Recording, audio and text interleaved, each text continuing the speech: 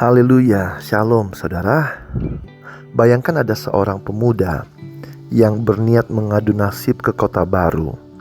Untuk sampai ke sana, ia harus menumpang kapal terakhir yang akan segera berangkat.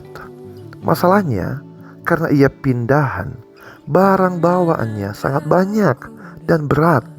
Hal ini memperlambat langkahnya menuju dermaga, padahal kapal sudah hampir bertolak. Nah, pilihannya hanya dua. Apakah ia rela membuang beberapa barang berharga supaya bisa lari dan sampai tepat waktu? Atau apakah ia bersikukuh membawa semua beban itu dengan risiko tertinggal kapal selamanya? Nah, saudaraku, dari kisah ini kita belajar satu prinsip penting.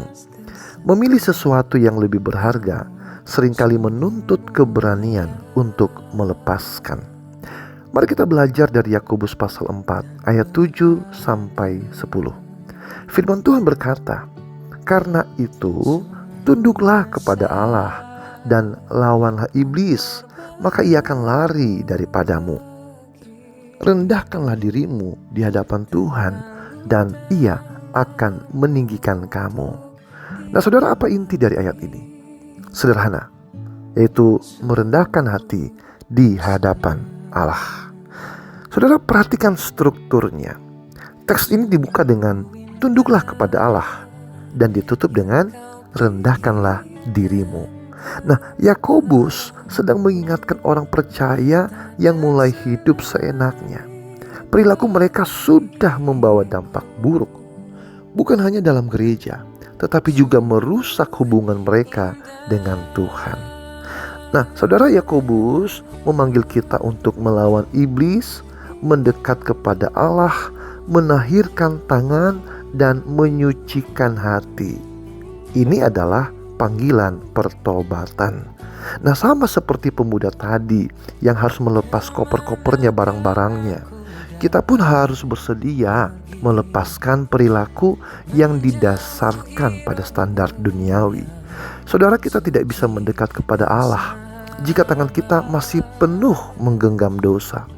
Itulah sebabnya Yakobus berbicara tentang ratapan, karena mendekat kepada Allah harus diiringi kesadaran dan penyesalan akan dosa. Baru saudara, merendahkan diri membutuhkan keberanian untuk melepaskan keterikatan kita pada hal-hal di luar Allah. Entah itu pola pikir lama, kebiasaan buruk, atau cara pandang yang bertentangan dengan Injil.